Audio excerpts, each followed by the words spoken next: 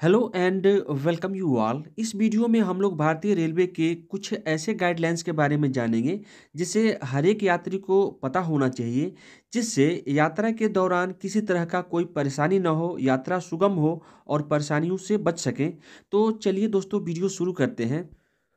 सबसे पहले हम महिला सुरक्षा को लेकर भारतीय रेलवे का जो गाइडलाइंस है उसे जान लेते हैं।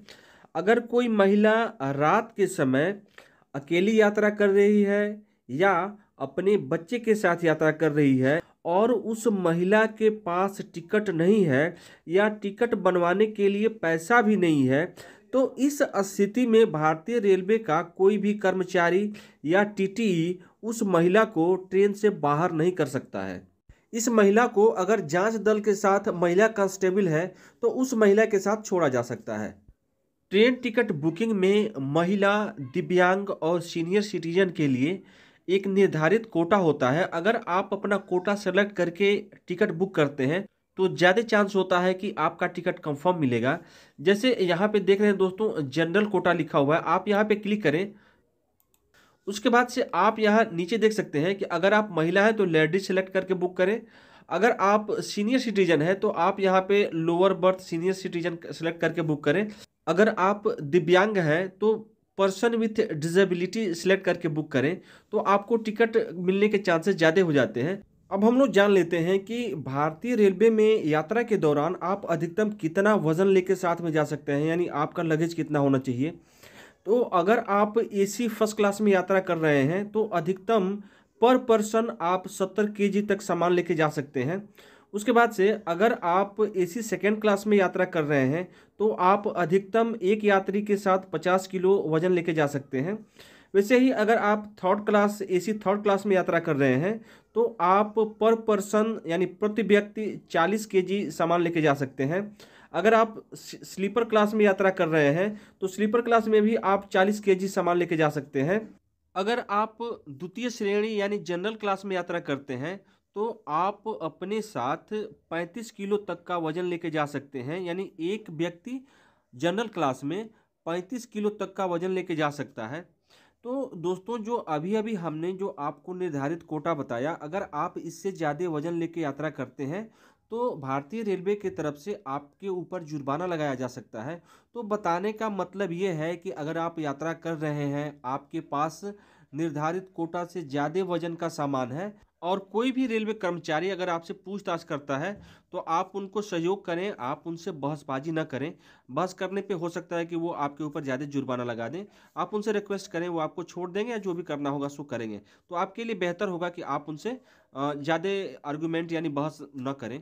यात्रा आगे बढ़ाने संबंधी नियम। अगर कोई यात्री जहां तक उसको यात्रा करनी थी, अगर किसी कारणवश वो यात्री उस स्टेशन से आगे भी यात्रा करना चाहता है, जैसे कोई यात्री लखनऊ जंक्शन तक का टिकट लिया और उसके आगे अगर कानपुर तक की यात्रा करनी है, तो अब उसको लखनऊ स्टेशन पर उतर करके टिकट लेने की कोई ज़रूरत नहीं है।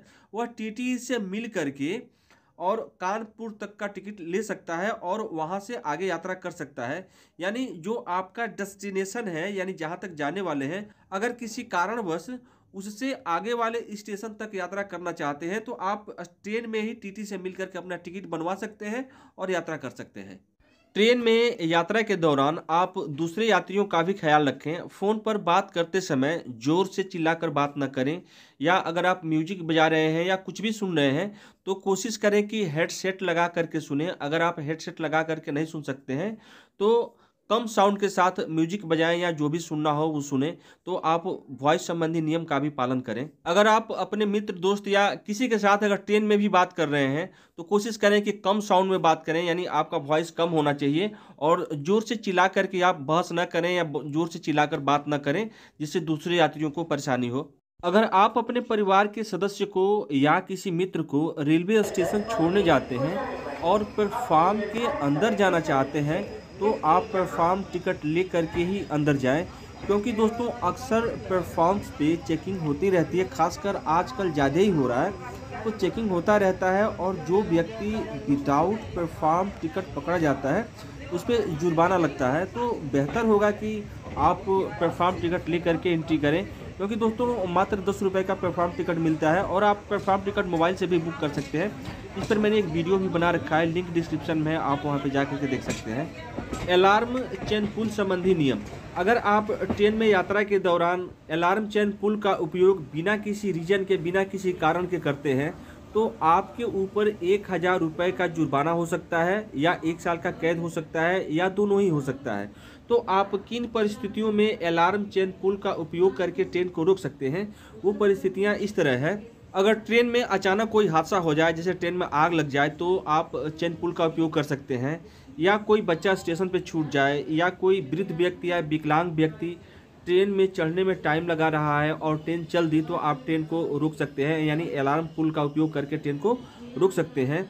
या किसी व्यक्ति का यात्रा के दौरान अचानक तबीयत खराब हो जाए, जैसे हार्ट अटैक आ जाए, उसे अस्पताल ले जाना जरूरी हो, तो आप चेन पुल कर सकते हैं। ट्रेन में जो स्लीपिंग टाइम होता है वो रात के 9 बजे से सुबह 6 बजे के बीच में होता है। तो अगर आपका बर्थ मिडिल बर्थ है तो आप रात के 9 बजे के बाद ही सोने जाएं, जिससे जो नीचे बैठने वाले यात्री हैं उसे दिक्कत ना हो। तो आप इस बात का ध्यान रखें।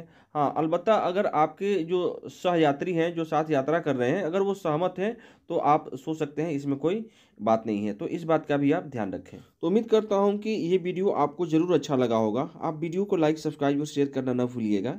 Thank you for watching.